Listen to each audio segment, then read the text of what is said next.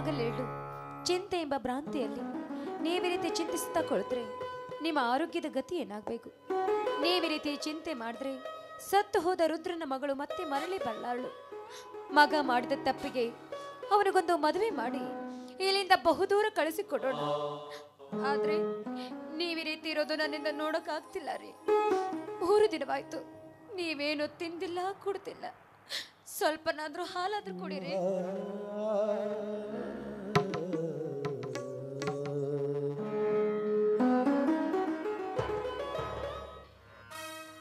ಮಾದೇವಿ, ನಮ್ಮ ಮಗ ಮಾಡಿದ ಮಾನಹೀನ ಕೃತಿಗೆ ನಮ್ಮ ಮನೆತನದ ಮಾನವೇ ಕುಸಿದು ಮಸಣವಾಗುವ ಪ್ರಸಂಗ ಒದಗಿ ಬಂದಿತ್ತು. ನಮ್ಮ ತಾಯಿ ಪ್ರಾಣಕ್ಕಿಂತ ಹೆಚ್ಚಾಗಿ ಪ್ರೀತಿ ಮಾಡಿದ ತನ್ನ ಮಗಳ ಪ್ರಾಣವನ್ನೇ ಬಲಿಕೊಟ್ಟು ನಮ್ಮ ಮನೆತನದ ಮಾನವನ್ನು ಉಳಿಸಿದ ಆ ಪುಣ್ಯಾತ್ಮನ ಋಣ ನಾವು ಯಾವ ಕಾಲಕ್ಕೂ ಮರಿಬಾರದು ಮಾದೇವಿ. ಮಗನೆಂಬ ಮಮಕಾರದ ಕಿಚ್ಚಿನಲ್ಲಿ ಬಿದ್ದು ಹುಚ್ಚುತನದ ಆವೇಶದಲ್ಲಿ ನಿನ್ನ ಮಗ ಮಾಡಿದ ತಪ್ಪಿಗೆ ಶಿಕ್ಷೆ ಎಂದು ತಪ್ಪಬಾರದು ಮಹಾದೇವಿ, ಎಂದೂ ತಪ್ಪಬಾರದು. ಮಗ ಮಾಡಿದ ತಪ್ಪಿಗೆ ಮಹಾದೇವಿ, ಅದಕ್ಕಾಗಿ ನ್ಯಾಯದ ನಡುಗಂಬದ ಮನೆಯಲ್ಲಿ ನಿಂತು ನ್ಯಾಯವಂತನಾಗಿ ಒಂದು ನಿರ್ಧಾರ ತೆಗೆದುಕೊಂಡಿದ್ದೇನೆ ನನ್ನ ಮನದಲ್ಲಿ. ಹೇಳ್ರಿ, ಮಗ ಮಾಡಿದ ತಪ್ಪಿಗೆ ಯಾವ ನಿರ್ಧಾರ ಮಾಡಿದ್ದೀರಿ ನಿಮ್ಮ ಮನದಲ್ಲಿ? ಮಾದೇವಿ, ನಾನು ಕೇಳುವ ಪ್ರಶ್ನೆಗೆ ಮರು ಉತ್ತರ ಕೊಡುವಷ್ಟೇ, ಹೆಚ್ಚಿಗೆ ಮಾತನಾಡಬೇಡ. ಹೇಳ್ರಿ, ಅದ್ಯಾವ ನಿಮ್ಮ ಮಾತು ಅಂತ? ಮಾದೇವಿ, ನಾನು ನಿನಗೆ ಏನಾಗಬೇಕು? ನನ್ನ ಕೊರಳಿಗೆ ತಾಳಿ ಕಟ್ಟಿದ ನನ್ನ ಗಂಡ, ನನ್ನ ಪಾಲಿನ ದೇವರು. ಗಂಡನ ಆಜ್ಞೆಯನ್ನು ಪರಿಪಾಲಿಸುವುದು ಸತಿಯಾದವಳ ಕರ್ತವ್ಯ, ಆದ್ಯ ಕರ್ತವ್ಯವೂ ಕೂಡ. ಹೌದಲ್ಲವೇ? ಹೌದು. ಹಾಗಾದ್ರೆ ನಾನು ಒಂದು ಮಾತು ಕೇಳ್ತೀನಿ, ನನ್ನ ಮಾತು ನಡೆಸಿಕೊಡ್ತೀನಿ ಅಂತ ನನಗೆ ಮಾತು ಕೊಡು ಮಾದೇವಿ. ನೋಡಿ, ಮಾತು ಕೊಟ್ಟು ವಚನ ಹೀನಳಾಗುವುದಕ್ಕಿಂತ ಮಾತಿನ ಮರ್ಮವನ್ನು ಅರಿಯುವುದು ಲೇಸು. ಅದ್ಯಾವ ಮಾತು ಅಂತ ಬಹಿರಂಗಪಡಿಸ್ರಿ. ಯಾಕೆ ಯಾಕೆ ಅಂತ? ಸತಿಯಾದವಳು ಪತಿ ಆಜ್ಞೆಯನ್ನು ಪರಿಪಾಲಿಸುವುದು ಪತಿ ಧರ್ಮವೆಂದು ಈಗ ತಾನೇ ನಿನ್ನ ನಾಲಿಗೆಯಿಂದ ನುಡಿದಿರುವೆ. ಹೀಗಿರುವಾಗ ನನ್ನ ಮಾತಿನ ಅಂತರಂಗವನ್ನು ತಿಳಿಯುವ ಅವಶ್ಯಕತೆ ನಿನಗಿಲ್ಲ.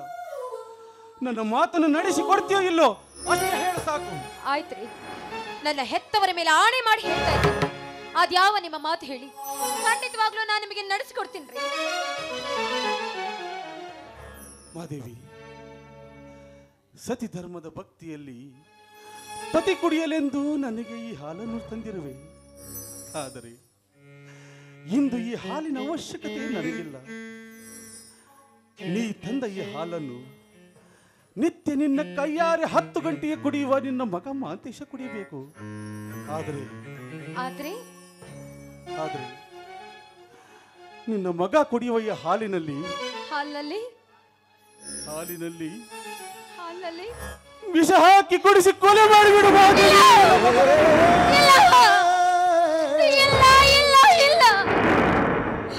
ಏನಂದ್ರೆ ನೀವು ಏನು ಮಾತಾಡ್ತಿದ್ದೀರಿ? ನಾನು ನನ್ನ ಮಗನಿಗೆ ವಿಷ ಹಾಕಬೇಕಾ? ಇಲ್ಲ ಇಲ್ಲ ಇಲ್ಲ, ಅಮೃತ ಉಣಿಸಬೇಕಾದ ಈ ನನ್ನ ಕೈಗಳಿಂದ ನನ್ನ ಹೆತ್ತ ಮಗನಿಗೆ ನಾನು ವಿಷ ಹಾಕ್ಲೆ? ಇಲ್ಲ ರೀ, ಇಲ್ಲ. ಹೌದು ಮಾದೇವಿ, ಇದು ಅನಿವಾರ್ಯ. ಏನ್ ಮಾಡೋದು ಹೇಳು?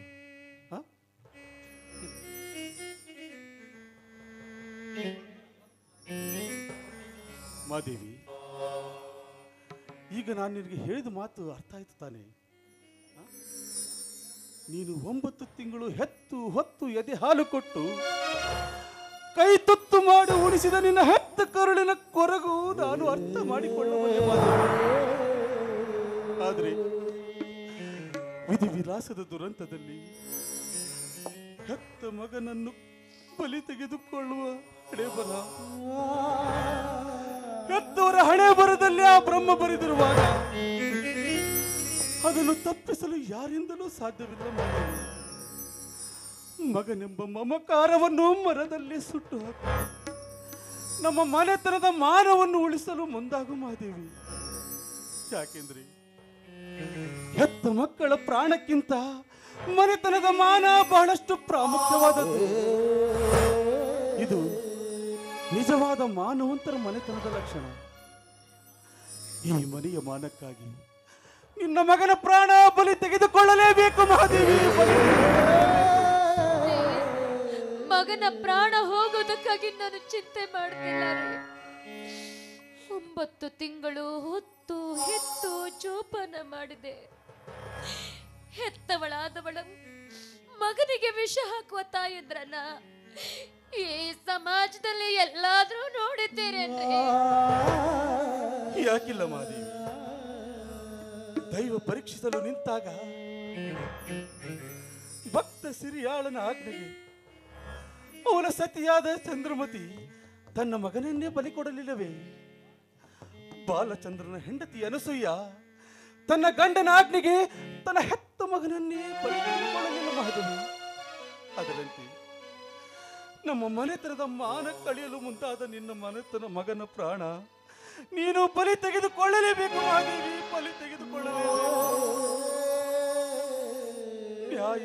ನ್ಯಾಯವಂತರಿಗೆ ಒಬ್ಬ ಕವಿ ಒಂದು ಮಾತು ಹೇಳಿದ್ದಾನೆ, ಪ್ರಾಣ ಹೋದರೂ ಮಾನಬೇಕು, ಪ್ರಾಣ ಹೋದರೂ ಮಾನಬೇಕು ಎಂಬ ಯಾಳಗಿ ಕವಿಗಳ ನಾನುಡಿಯನ್ನು ಎಂದೂ ಮರೆಯದಿರು ಮಹಾದೇವಿ ನಿನ್ನ ಮಹಲ್ದಲ್ಲಿ. ನೋಡು ಮಹಾದೇವಿ, ಹೆಚ್ಚಿಗೆ ಮಾತನಾಡುವ ಅಭ್ಯಾಸ ನನಗಿಲ್ಲ. ಈಗ ಒಂದೇ ಒಂದು ಮಾತು. ಯಾವುದದು? ಮಹಾದೇವಿ, ನಿನಗೆ ಮಗ ಬೇಕು ಅಥವಾ ನಿನ್ನ ಮಾಂಗಲ್ಯ ಬೇಕು? ಹೇಳು ಮಹಾದೇವಿ, ಯಾವುದು ಬೇಕು ನಿನಗೆ? ನೀವ್ ಈ ರೀತಿ ಕೇಳಿದ್ರೆ ನಾನೇನಂತ ಉತ್ತರ ಕೊಡ್ಲೇನೆ? ನಾನು ಏನಂತ ಉತ್ತರ ಕೊಡ್ಲಿ? ಮಗ ಮತ್ತು ಮಾಂಗಲ್ಯ ಇವೆರಡು ನನ್ನ ಕಣ್ಣುಗಳಿದ್ದ ಹಾಗೆ. ಯಾವುದು ಬೇಕೆನ್ನಲಿ, ಯಾವುದು ಬೇಡವೆನ್ನಲಿ. ಆದ್ರೂ ಹೆಣ್ಣಿನ ಧರ್ಮ ಸಂಸ್ಕೃತಿ ಹೇಳುವುದು ಒಂದೇ ಒಂದು. ಯಾವುದು? ಮಗ ಹೋದರೂ ಮಾಂಗಲ್ಯ ಬೇಕು, ಮಗ ಹೋದರೂ ಮಾಂಗಲ್ಯ ಬೇಕು, ಮಗ ಹೋದರೂ ಮಾಂಗಲ್ಯ ಬೇಕು. ಇದರಿ ಹೆಣ್ಣಿನ ಧರ್ಮ. ಮಹಾದೇವಿ, ನಿಜವಾದ ಮಾತನ್ನಾಡಿದ್ದೆ ಹೆಣ್ಣಿನ ಸ್ಥಾನದಲ್ಲಿ ನಿಂತು. ನೋಡು ಮಹಾದೇವಿ, ಈಗ ನಿನ್ನ ಮಗ ಮಾಂತೇಶ ಬರುವ ಸಮಯವಾಯಿತು. ಕಣ್ಣುರಿಸು. ಹೆತ್ತ ತಾಯಿಯ ಕೈಯಿಂದ ಹಾಲು ಕುಡಿಯಬೇಕೆಂಬ ಹಂಬಲ ಅವನ ಮನದಲ್ಲಿ ತುಂಬಿಕೊಂಡಿರ್ತಾನೆ. ಆದರೆ ನಿನ್ನ ಕೈಯಿಂದ ಕೊಡುವ ಈ ಹಾಲಿನಲ್ಲಿ ವಿಷ ಹಾಕಿ ಕುಡಿಸಿ ಕೊಂದು ಬಿಡು ಮಹಾದೇವಿ.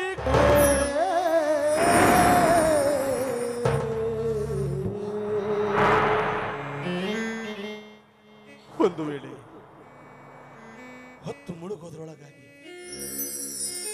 ನಿನ್ನ ಹೆತ್ತ ಮಗನನ್ನು ನೀನು ಕೊಲೆ ಮಾಡದೆ ಹೋದರೆ ಮಹಾದೇವಿ, ನಿನ್ನ ಕೊರಳಿಗೆ ತಾಳಿ ಕಟ್ಟಿದ ಗಂಡ ನಿನ್ನ ಕಣ್ಣೆದುರಲ್ಲೇ ವಿಷ ಸೇವಿಸಿ ಆತ್ಮಹತ್ಯೆ ಮಾಡಿಕೊಳ್ಳುತ್ತಾರೆ.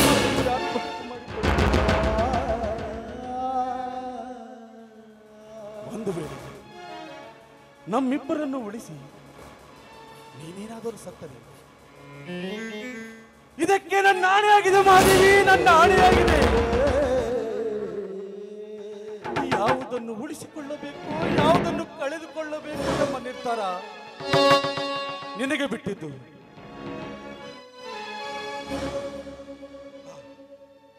ಒಂದು ಮಾತು ಮಹಾದೇವಿ, ನಾನು ಮರಳಿ ಬರುವಷ್ಟರಲ್ಲಿ ಮನೆಯಲ್ಲಿ ಮಗ ಇರಬಾರದು, ಮಗನ ಹೆಣ ಇರಬೇಕು. ಇಲ್ಲದೆ ಹೋದರೆ ನಿನ್ನ ಕೊರಳಲ್ಲಿರುವ ಅದು ಮಾಂಗಲ್ಯ, ಅದು ನಿನ್ನದಲ್ಲ. ನಿರ್ಧಾರ ಮಾಡು, ನಾನು ಬರ್ತೇನೆ.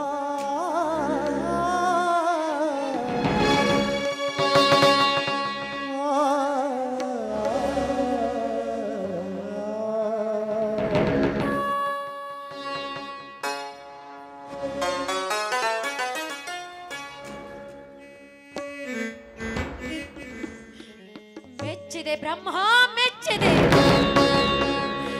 ಮೆಚ್ಚಿದೆ ನಿನ್ನ ವಿಧಿಯಾಟವನ್ನ, ಮೆಚ್ಚಿದೆ ಬ್ರಹ್ಮ, ಮೆಚ್ಚಿದೆ. ಅದಕ್ಕೆ ಬಲ್ಲವರು ಹೇಳ್ತಾರೆ, ಬ್ರಹ್ಮನ ಬರಹವನ್ನ ಬಲ್ಲವರಾರು. ಮೆಚ್ಚಿದೆ ಬ್ರಹ್ಮ, ಮೆಚ್ಚಿದೆ. ಮಗನೆಂಬ ಹಸಿ ಮಾಂಸದ ಬುದ್ಧಿಯನ್ನ ನನ್ನ ಉಡಿಯಲ್ಲಿ ಕಟ್ಟಿದೆ. 10 ಕಾಗಿಗಳ ಕಣ್ಣಿಗೆ ಬೀಳಬಾರದು ಅಂತ ಎಚ್ಚರವನ್ನು ವಹಿಸಿದೆ. ಈಗ ಅದೇ ಹಸಿ ಮಾಂಸದ ಬುದ್ಧಿಯನ್ನ ತಿನ್ನಲಿಕ್ಕೆ ನನ್ನನ್ನ ಹುಲಿಯನ್ನಾಗಿ ನಿರ್ಮಿಸಿದೆ. ಆ ಮಾಂಸವನ್ನು ತಿಂದರೆ ಬಲು ವಿಷವೆಂದು ನನಗೂ ಗೊತ್ತು. ಅದನ್ನು ತಿನ್ನದೆ ಹೋದರೆ ನರಕದ ದಾರಿ ಅಂತ ಕಟ್ಟಪ್ಪಣೆಯನ್ನು ಹಾಕಿ, ಬ್ರಹ್ಮ ನಾನು ಬದುಕಬಾರದು ಎಂಬ ಆಸೆ ನಿನಗೆಂದಿದ್ದರೆ ನನ್ನನ್ನೇಕೆ ಈ ಭೂಮಿಗೆ ಜಾರಿಸಿ ಮಗನನ್ನು ಕೊಂದ ಕೊಲೆಗಾರ್ತಿ ಅಂತ ಪಾಪದ ಕಿರೀಟವನ್ನು ಕಟ್ಟಿಕೊಳ್ಳ. ಯಾವುದನ್ನು ತಿರಸ್ಕರಿಸಲಿ, ಯಾವುದನ್ನು ಕೃತಿಗೈಯಲಿ.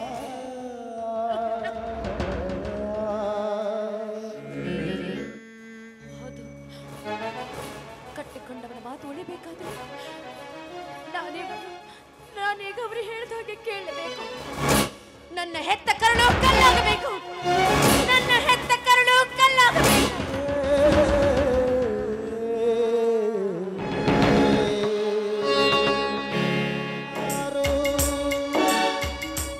ಆಡಿಸಿದಂತೆ ಆಡುವರು ನಾವು, ಆಡಿಸಿದಂತೆ ಆಡುವರು ನಾನು. ಪತಿಯಾಜ್ಞೆಯಂತೆ ಅವರ ಮಾತನ್ನ ಪಾಲಿಸಿದ್ದು ಆಯ್ತು. ಹೇ ಭಗವಂತ, ನಿತ್ಯ ನಿನ್ನನ್ನ ಪೂಜೆ ಮಾಡುವುದೇ ನಿಜವಾಗಿದ್ದರೆ ಈ ವಿಷದ ಹಾಲು ಅಮೃತವಾಗಬೇಕು. ಆಗ ದೇವರಿದ್ದಾನೆ ಅಂತ ನಾನು ನಂಬ್ತೇನೆ, ದೇವರಿದ್ದಾನೆ ಅಂತ ನಾನು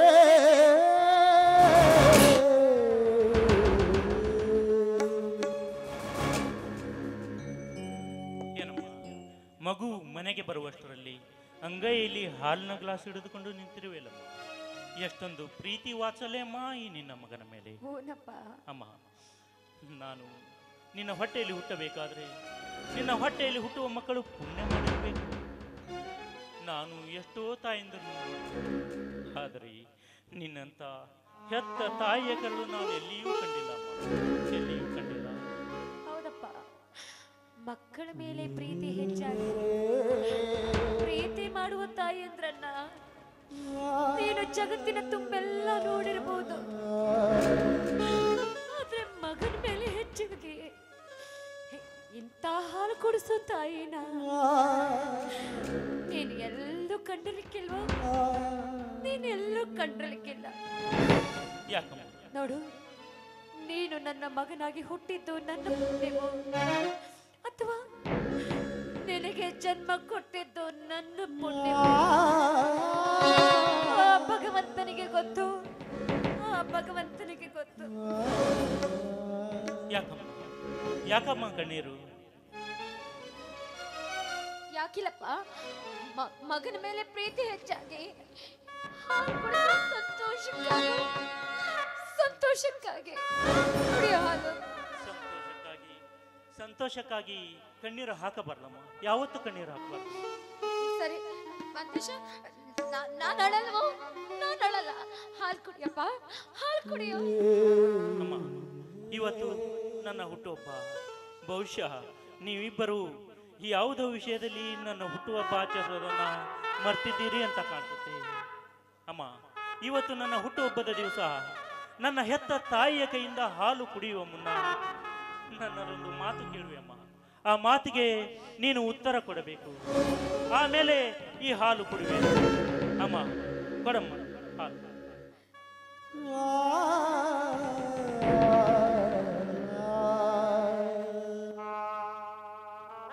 ಕೇಳು ಮಾತೇಶ, ಅದ್ಯಾವ ನಿಮ್ಮ ಮಾತು? ನಿನ್ನ ಮನದಲ್ಲಿ ಕಾಡ್ತಿರುವ ಮಾತು ಯಾವುದಂತ ಹೇಳು. ಅಮ್ಮ, ಇವತ್ತು ನನ್ನ ಹುಟ್ಟುಹಬ್ಬದ ದಿವಸ ನಾನು ಮಾಡಿದ ತಪ್ಪನ್ನು ಯಾವುದನ್ನು ಮುಚ್ಚಿಡದೆ ನಿನ್ನ ಮುಂದೆ ಹೇಳಬೇಕಂತ ನಿರ್ಧಾರ ಮಾಡ್ಕೊಂಡು ಬಂದಿದ್ದೇನಮ್ಮ. ಯಾಕೆಂದರೆ ಈ ಜಗತ್ತಿನಲ್ಲಿ ಮಕ್ಕಳು ಮಾಡಿದ ತಪ್ಪನ್ನು ಯಾರೂ ಕ್ಷಮಿಸದಿದ್ದರು ಎತ್ತ ತಾಯಿ ಕ್ಷಮಿಸುವಳೆಂಬ ನಂಬಿಕೆ ನನ್ನಲ್ಲಿದೆ ಅಮ್ಮ.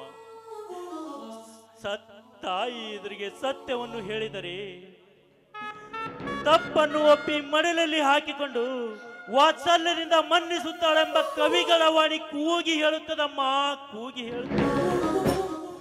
ಹೀಗಿರುವಾಗ ನಾನು ಮಾಡಿದ ತಪ್ಪನ್ನು ನಿನ್ನ ಮುಂದೆ ಒಪ್ಪಿಕೊಳ್ತಾ ಇದ್ದೀನಮ್ಮ. ಅಮ್ಮ, ಈ ತಪ್ಪನ್ನು ನೀನು ಕ್ಷಮಿಸಬೇಕೆಂದು ನೀನು ನನಗೆ ಮಾತು ಕೊಡಬೇಕು. ಹೇಳು ಮಾಂತೇಶ, ನೀನ್ ಯಾವ ತಪ್ಪು ಮಾಡಿದ್ದೀಯ? ನನ್ನ ಮುಂದೆ ಹೇಳು, ಯಾವ ತಪ್ಪು ಮಾಡಿದ್ದೀಯ? ಅಮ್ಮ, ಮಾನವಂತರ ಮನೆಯ ಮಗನಾಗಿ ಈ ಅತ್ತ ತಂದೆ ತಾಯಿಯ ಗಂಡನಾಗಿ ಅಮ್ಮ, ಮಾಡಬಾರದ ತಪ್ಪನ್ನು ನಾನು ಮಾಡಿದ್ದೇನೆ.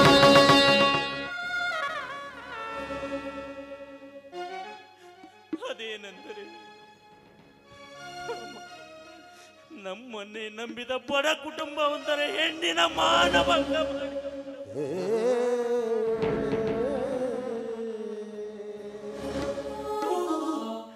ನಾನು ಮಾಡಿದ ತಪ್ಪಿಗೆ ಆ ಹೆಣ್ಣು ಆತ್ಮಹತ್ಯೆ ಮಾಡಿಕೊಂಡು ಸತ್ತಳು.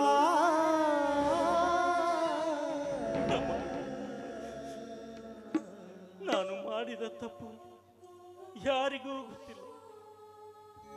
ಆದರೆ ಆ ತಪ್ಪನ್ನ ನಿನ್ನ ಮುಂದೆ ಒಪ್ಪಿಕೊಳ್ತಾ ಇದ್ದೀನಮ್ಮ.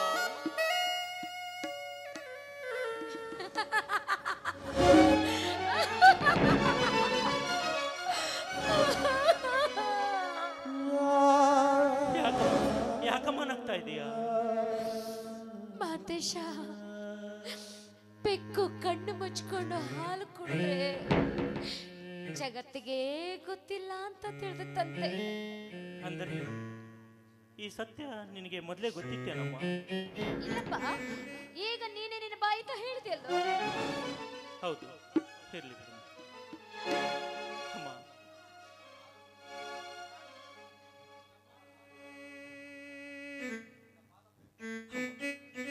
ನಿನ್ನ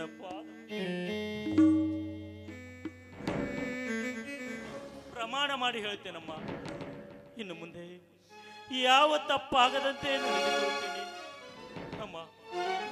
ನನಗೆ ಹೆಂಡತಿಯಾಗಿ ಬರುವ ಹೆಣ್ಣನ್ನು ಬಿಟ್ಟು ಈ ಜಗತ್ತಿನಲ್ಲಿ ಯಾವ ಹೆಣ್ಣನ್ನು ನನ್ನ ಹೆತ್ತ ತಾಯಿಯಂತೆ ಕಾಣುತ್ತೇನಮ್ಮ. ಇನ್ನು ಯಾವ ಹೆಣ್ಣನ್ನು ನೋಡಿದರೂ ಕಣ್ಣೆತ್ತಿಯೂ ಸಹ ಯಾವ ಹೆಣ್ಣನ್ನು ನೋಡಲಾರೆ.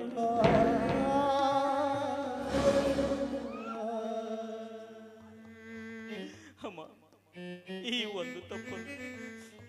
ಒಂದು ತಪ್ಪನ್ನು ಕ್ಷಮಿಸಿದ್ದೇನೆ ಅಂತ ನೀನು ನನಗೆ ಹೇಳಲೇಬೇಕಮ್ಮ. ಅಮ್ಮ, ಮಗನೇ ಮಾಂತೇಶ, ಈ ತಪ್ಪನ್ನು ನಾನು ಕ್ಷಮಿಸಿದ್ದೀನಿ. ಇನ್ನು ಮುಂದೆ ನನ್ನ ಮಗನಾಗಿ ಬದುಕುವಂತ ನನ್ನ ಮಸ್ತಕದ ಮೇಲೆ ನಿನ್ನ ಅಮೃತ ಹಸ್ತವನ್ನಿಟ್ಟು ಆಣೆ ಮಾಡಿ ಹೇಳಬೇಕಮ್ಮ, ಆಣೆ ಮಾಡಿ ಹೇಳಬೇಕು. ಅಂದಾಗ ಮಾತ್ರ ನಾನು ಈ ಹಾಲನ್ನು ಕುಡಿಯುವೆ. ಅಲ್ಲಿವರೆಗೂ ಈ ಹಾಲನ್ನು ಕುಡಿಯೋದಿಲ್ಲಮ್ಮ. ಅಮ್ಮ, ನೀನು ಬರೀ ಹಾಲಷ್ಟೇ ಅಲ್ಲಮ್ಮ, ವಿಷ ಕೊಟ್ಟರೂ ಸಂತೋಷವಾಗಿ ಕುಡಿಯುತ್ತೇನೆ.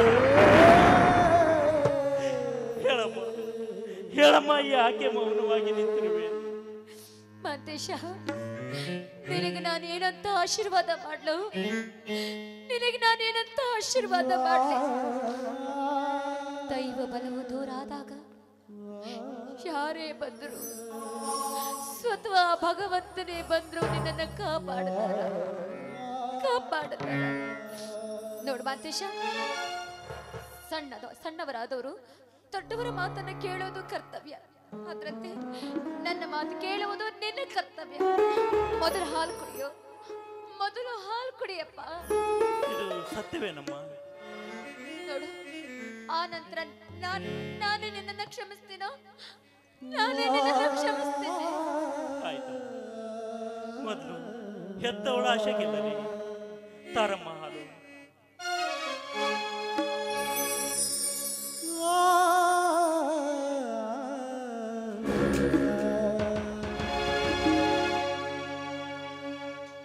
ಬ್ರಹ್ಮ ಬರೆದ ಹಣೆಯಲ್ಲಿ ಎಂದೆದಿರಿದೆ, ಸುಖ ದುಃಖ ಎಲ್ಲವನ ಸೂತ್ರದಲ್ಲಿದೆ.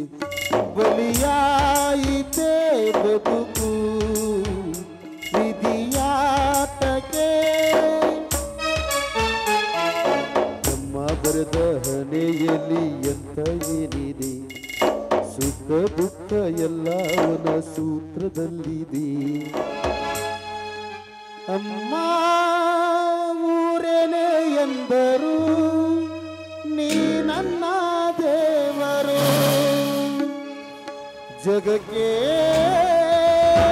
ಕೋಟಿ ದೇವರು, ನೀ ನನ್ನ ದೇವರು.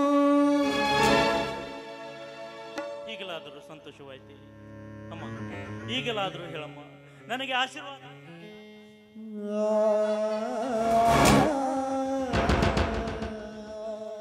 ನಿನಗೆ ನಾನೇನಂತ ಆಶೀರ್ವಾದ ಮಾಡು? ನಿನಗೆ ಆಶೀರ್ವಾದ ಮಾಡುವ ಯೋಗ್ಯತೆಯನ್ನ ಈ ನಿನ್ನ ತಾಯಿ ಪಡೆದು ಬಂದಿಲ್ಲ. ನಿನ್ನ ಪಾಲಿಗೆ ನಾನು ತಾಯಿ ಅಲ್ಲವೋ? ತಾಯಿ ಅಲ್ಲ. ಪಾಲಿಗೆ ನಾನು ಯಮನೋ? ಯಮ.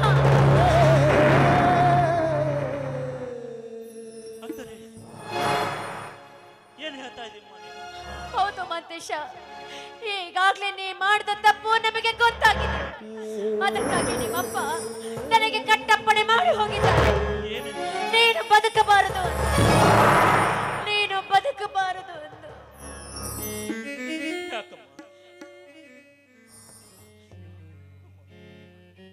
ಅಂದರೆ ಹೌದು ಮಗನೇ, ಹೆತ್ತವಳ ಹಾಲು ನಿನ್ನ ಪಾಲಿಗೆ ವಿಷವಾಯಿತು. ಹೆತ್ತವಳ ಹಾಲು ನಿನಗೆ ವಿಷವಾಯಿತು.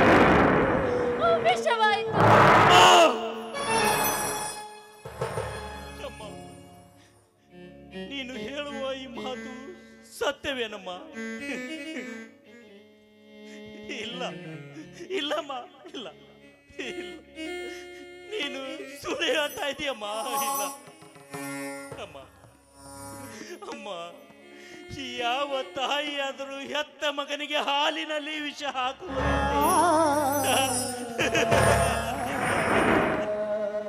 ಇಲ್ಲಮ್ಮ, ಇಲ್ಲ, ನೀನ್ ಸುಳ್ಳು ಹೇಳ್ತಾ ಇದೀಯ. ಈ ಮಾತು ಸತ್ಯವೇನಮ್ಮ?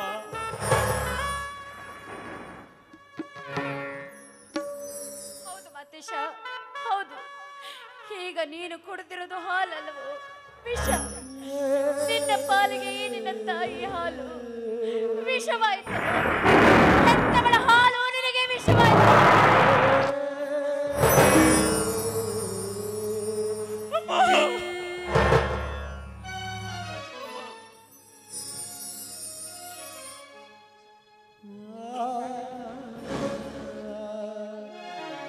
ಹೆತ್ತ ತಾಯಿಯಿಂದ ವಿಷ ಕುಡಿದು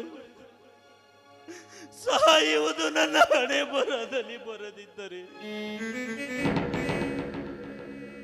ಅಮ್ಮ, ನಿಮ್ಮನ್ನೇಕೆ ನಾನು ಹೊಣೆ ಮಾಡಲಿ ತಾಯಿ? ನ್ಯಾಯಕ್ಕಾಗಿ ಮಗನನ್ನೇ ಬಲಿಕೊಟ್ಟ ಇಂಥ ಶ್ರೇಷ್ಠ ತಂದೆ ತಾಯಿ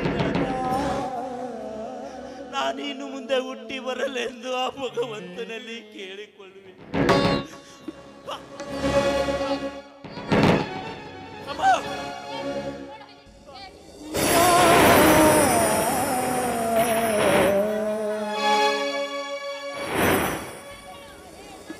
ಹೆತ್ತವಳ ಹಾಲು ವಿಷವಾಯಿತೆ,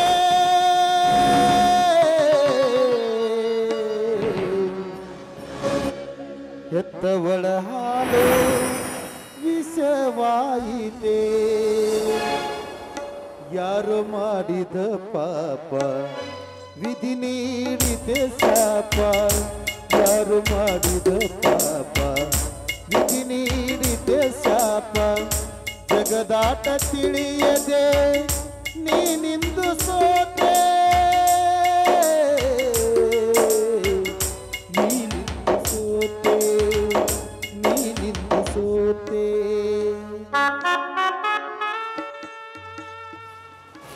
ಮಕ್ಕಳ ತಪ್ಪು ಮಾಡುವುದರಲ್ಲಿ ಹೆತ್ತ ತಂದೆ ತಾಯಿಗಳ ಕರ್ತವ್ಯವೂ ಇರುತ್ತೆ. ಮಕ್ಕಳನ್ನ ಓದಿ ವಿದ್ಯಾವಂತರಾಗಬೇಕು ಎಂದು 108 ಕನಸುಗಳನ್ನ ಕಂಡಿದ್ದೆ. ಇರೋಕು ಒಬ್ಬನೇ ಮಗ, ಅವನು ಚೆನ್ನಾಗಿರಲಿ ಅಂತ ಕೇಳಿದಾಗ್ಲೆಲ್ಲ ದುಡ್ಡು ಕೊಟ್ಟು ಅವನನ್ನ ಈ ಸ್ಥಿತಿಗೆ ತಂದೋಳು ನಾನೇ. ನನ್ನ ಮಗನೇ ಹೋದ್ಮೇಲೆ ನಾನು ಯಾಕೆ ಬದುಕಿರ್ಬೇಕು?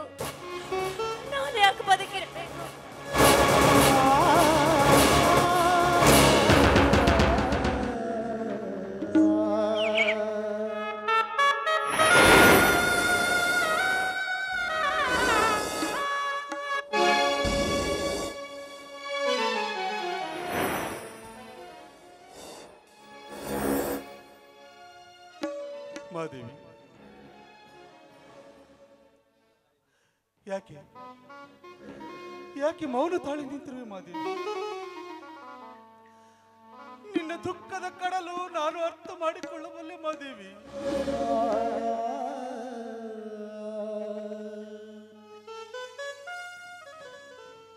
ಇದು ಅನಿವಾರ್ಯ ಮಾದೇವಿ. ಏನು ಮಾಡೋದು ಹೇಳು? ಇಂದು ನಮ್ಮ ಮಗ ಮರಣ ಹೊಂದಿಲ್ಲ ಮಾದೇವಿ.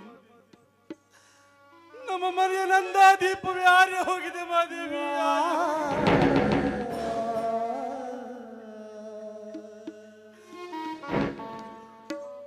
ನಮ್ಮ ಮಗನ ಪ್ರಾಣಕ್ಕೆ ನಮ್ಮ ಮನೆತನದ ಮಾನವೇ ಕಾರಣವಾಗಿ ಹೋಯ್ತು ಮಾದೇವಿ, ಕಾರಣವಾಗಿ ಹೋಯ್ತು.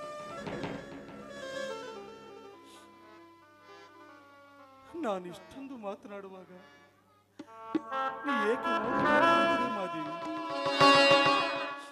ಬಾ ಮಾದೇವಿ, ಬಾ.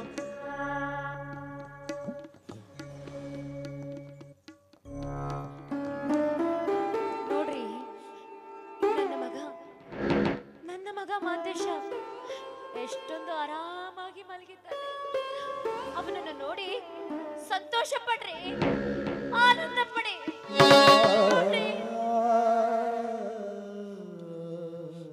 ಮಾದೇವಿ, ಮಾತು ಮುಂದುವರಿಸುವುದು ಬೇಡ. ಈ ವಿಷಯ ಮತ್ತೊಬ್ಬರಿಗೆ ಗೊತ್ತಾದರೆ ಊರ ಜನ ಮನೆ ತುಂಬುತ್ತಾರೆ. ಊರಿನ ಜನಕ್ಕೆ ಗೊತ್ತಾಗುವಷ್ಟರಲ್ಲೇ ಶವ ಸಂಸ್ಕಾರ ನಡೆಯುತ್ತದೆ. ಶವ ಸಂಸ್ಕಾರದ ವ್ಯವಸ್ಥೆಗೆ ನಾನೆಲ್ಲ ವ್ಯವಸ್ಥೆ ಮಾಡುತ್ತೇನೆ. ನೀನು ಇಲ್ಲಿಯೇ ಇರು. ಒಂದು ನಿಮಿಷ. ಇವತ್ತು ಯಾಕೋ ನಿಮ್ಮ ಪಾದಗಳಿಗೆ ನಮಸ್ಕರಿಸಬೇಕೆಂಬ ಆಸೆ ಆಗ್ತಾ ಇದೆ. ನಿಮ್ ಕಾಲ್ ಜೋಡಿಸಿದ್ದೀನಿ.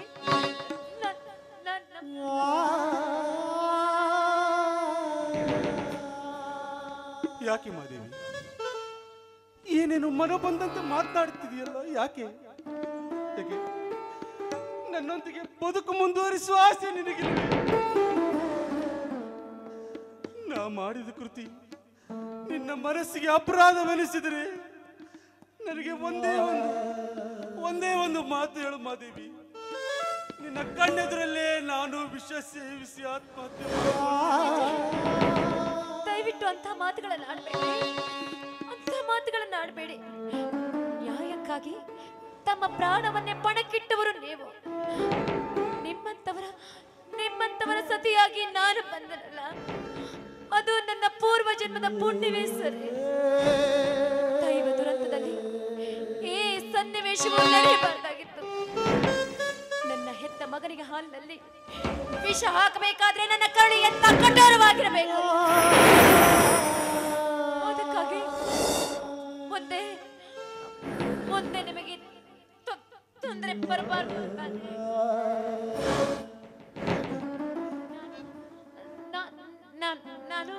ಏನು ನೀನು ಏನು ಮಾದೇವಿ?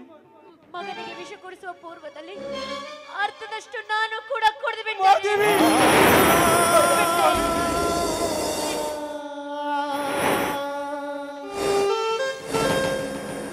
ತಮಾಷೆ ಮಾಡ್ತಾ ಇರ್ತಾನೆ. ಏನು ಹೇಳ್ತಾ ಇದೀಯ ನೀನು? ಮತ್ತೆ ಮತ್ತೆ ನಿಮ್ಮ ಸಂಗಾತಿಯಾಗಿ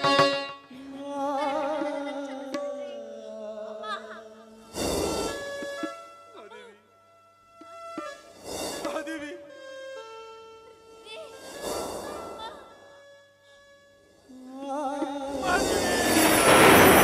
ಯಾರು ಮಾಡಿದ ಪಾಪ ಮಾದೇವಿ ವಿಧಿ ನೀಡಿದ್ದೆ ಶಾಪ ಆರಿತೆ ಈ ಮರಿಯ ದೀಪ ಆರಿತೆ ಈ ಮನೆಯ ನಂದ ದೀಪ ಮಹಾದೇವಿ ನೀನು ಮಡದೇವಿ ಮಹಾದೇವಿ ಮಹಾದೇವತೆ ಈ ನಿನ್ನ ಕೆಟ್ಟ ಪತಿ ಆಜ್ಞೆಯನ್ನು ಪರಿಪಾಲಿಸಿದ ಮಹಾದೇವಿ ಮಹಾದೇವಿ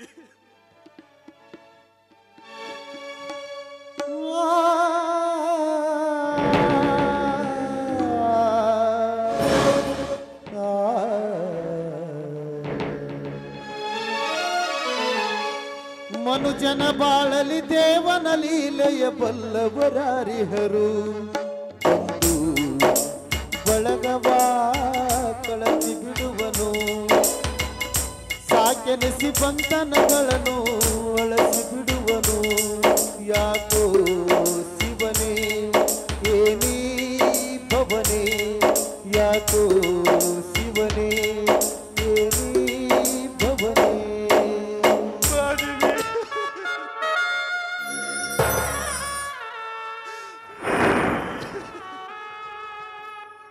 ಬಂದು ಬಳಗವಾ ಕಳಚಿ ಬಿಡುವನು ಸಾಕೆನಿಸಿ ಬಂಧನಗಳನ್ನು ಅಳಸಿ ಬಿಡುವನು ಯಾಕೋ ಶಿವನೇ ಏನಿ ಭವನೇ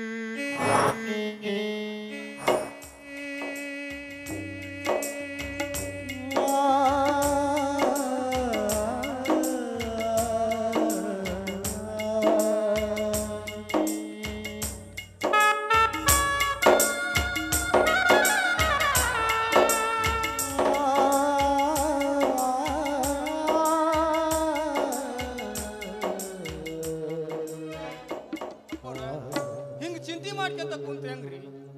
ನನ್ನ ಮಗಳು ಹುಟ್ಲಿಲ್ಲ ಅಂದ್ರ ಇಷ್ಟೆಲ್ಲ ಅನಾಹುತ ಆಗ್ತಿರ್ಲಿಲ್ರಿ. ನನ್ನ ಮಗಳು ಹುಟ್ಟಿ ನಿಮ್ಮ ಮನೆ ಸ್ಮಶಾನ ಮಾಡಿಬಿಟ್ಲು ದಣಿರ, ಸ್ಮಶಾನ ರುದ್ರ ಯಾರ ಜನನಕ್ಕೆ ಯಾರ ಸಾವು ಕಾರಣವಲ್ಲ ರುದ್ರ. ರುದ್ರ ಮಗಳು ಪ್ರಾಣ ಕಳೆದುಕೊಂಡರು ನಮ್ಮ ಮನೆತನದ ಮಾನವನ್ನು ಉಳಿಸಿರುವೆ. ಈ ಒಂದು ಕಾರಣಕ್ಕಾಗಿ ಈಗ ತೆಗೆದುಕೊಳ್ಳಬೇಕು. ಅಪ್ಪರ ಇದರಲ್ಲಿ ಏನಿದಿರಿ? ರುದ್ರ ಇದರಲ್ಲಿ ನನ್ನ ಮನೆ ಆಸ್ತಿ ಪಾಸ್ತಿ ಬಂಗಾರ ಬೆಳ್ಳಿ ಐಶ್ವರ್ಯ ಎಲ್ಲಾನು ನಿನ್ನ ಹೆಸರು.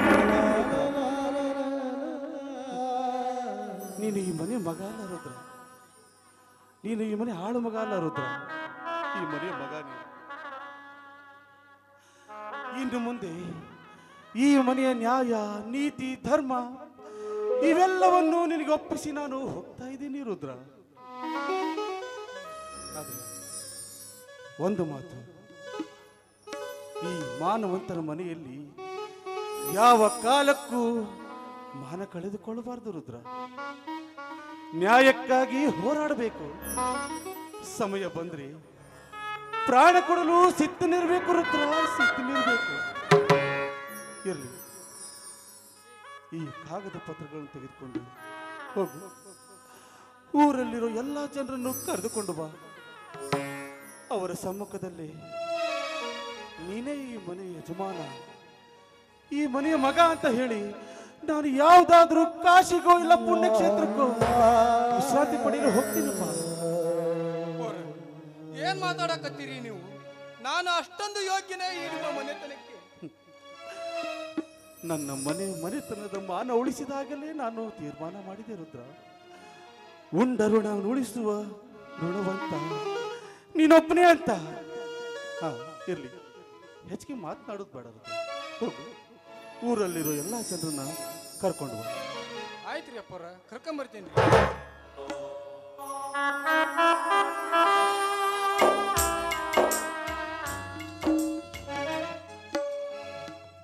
ದೇವ, ಏನಿದು ನನ್ನ ಬಾಳಿನಲ್ಲಿ ಚದುರಂಗದಾಟ? ನನ್ನ ಬದುಕೆಂಬ ಸಂತೆ ನಿನ್ನ ಮನಸ್ಸಿಗೆ ಬಾರಲಿಲ್ವೇ? ನಾನು ಯಾವ ಪಾಪ ಮಾಡಿರುವೆನೆಂದು ಈ ರೀತಿ ನನ್ನ ಬದುಕನ್ನು ಸೃಷ್ಟಿಸಿದೆ ದೇವ.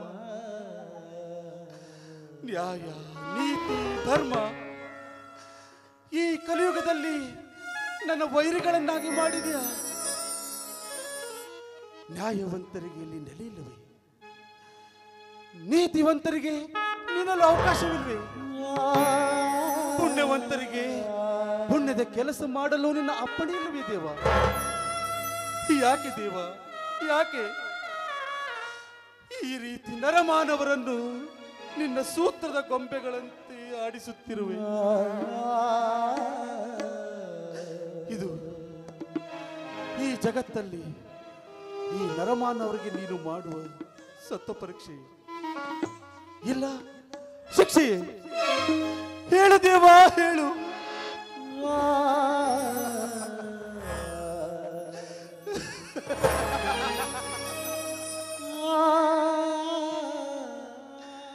ಕಲ್ಲಾಗಿ ಕುಳಿತ ಕಳ್ಳ ನೀನು, ಎಲ್ಲ ಬಲ್ಲವನಾಗಿ ಏನೂ ಗೊತ್ತಿಲ್ಲದಂತೆ ನಮ್ಮನ್ನೇ ಹೊಣೆ ಮಾಡುವ ಮಹಾನೀಚ ನೀನು. ಅಲ್ಲ ಅಲ್ಲ ಅಲ್ಲ, ಇದು ನಮ್ಮ ದೈವ ದುರಂತ, ಇದು ನಮ್ಮ ದೈವ ದುರಂತ, ಇದು ನಮ್ಮ ದೈವ ದುರಂತ.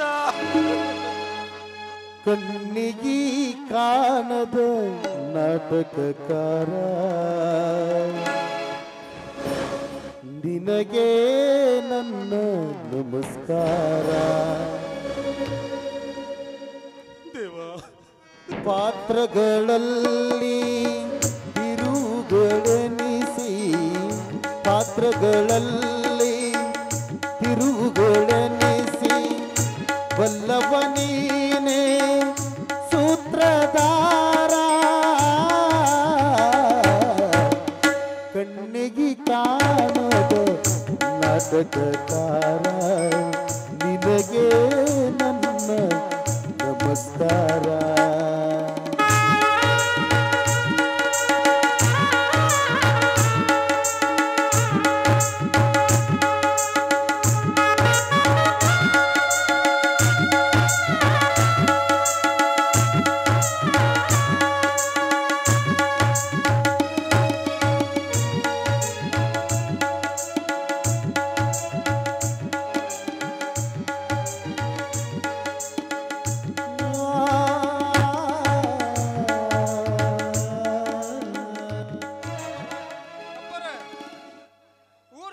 ಊರ್ ಜನ ಬಂದಾರ್ರಿ ಅಪ್ಪರ.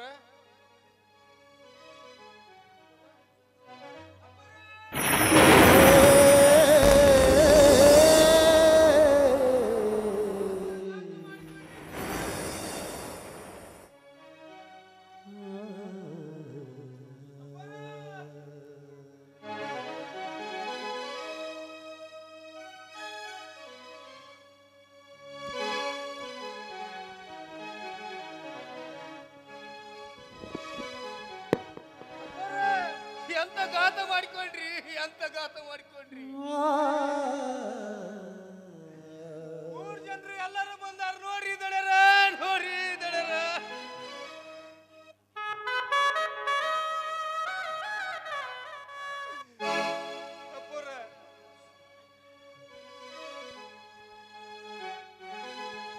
ನಮ್ಮೂರ ನ್ಯಾಯ ದೇವರು ಈ ನಮ್ಮ ಯಜಮಾನರು ಈ ನಮ್ಮ ಯಜಮಾನರು ಈ ನಮ್ಮ ಯಜಮಾನರು